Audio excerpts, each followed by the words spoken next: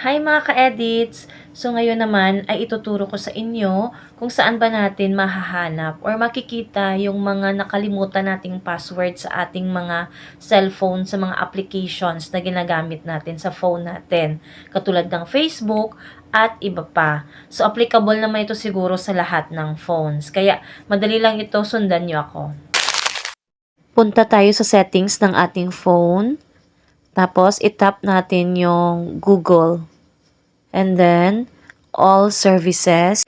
Tapos, tap natin yung autofill with Google.